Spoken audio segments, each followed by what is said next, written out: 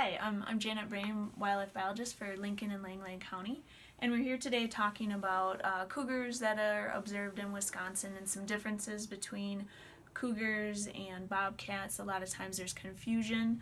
So right here in my office I have a pelt of a bobcat, and one of the biggest things with bobcats compared to cougars is when somebody has on a game camera photo, they have a cougar that they think is on their game camera photo. There's some big key characteristics to look for. One of the big things are the back of a cougar's ear is going to be all black or it's going to be all gray.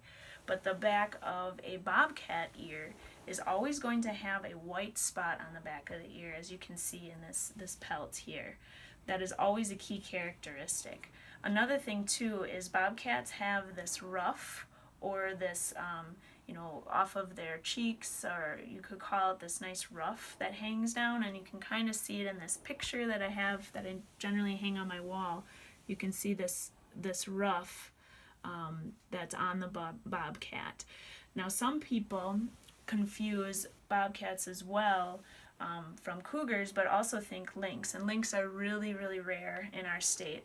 Lynx would have a really big tuft on the top of their ear, and their tails are different from a bobcat, where bobcat tails can be anywhere from 5 to 7 inches, but they can also be all the way up to 9 inches, and that really surprises a lot of people, that bobcat tails can kind of be a little bit longer, and so sometimes that's why they're called, some people call them cougars as well.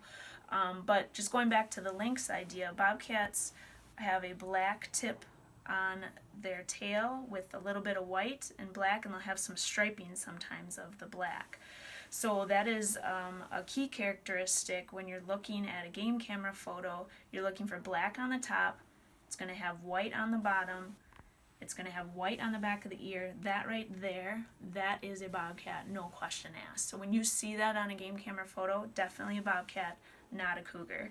And then the length of the tail, when you're talking cougar versus bobcat, like I said, the bobcat is 5 to 7 inches long, maybe up to 9 inches, but the length of a tail on a cougar is 3 feet long, 2.5 to 3 feet long, so significantly different.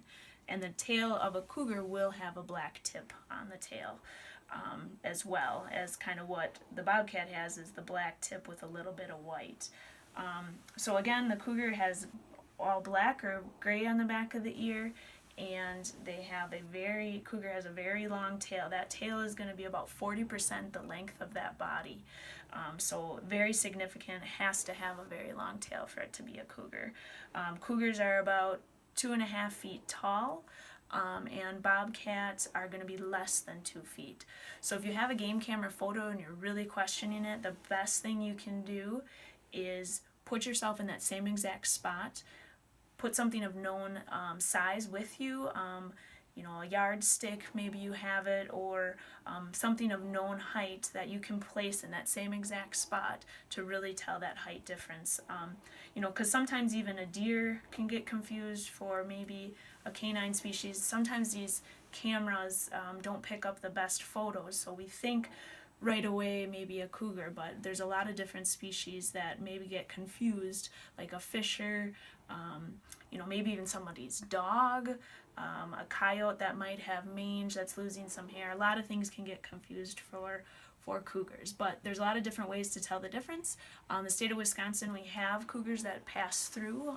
These are generally breeding males that are trying to breed and are coming from the Black Hills, and they're making their way this way.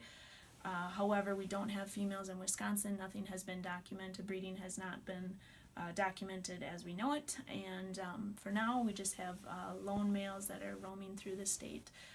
If you ever see one, use caution and get out of their way and just back away from them, and call your DNR local biologist right away. If you do see a cougar or have a game camera photo that you would like to report, we also have some online reporting forms that can be filled out.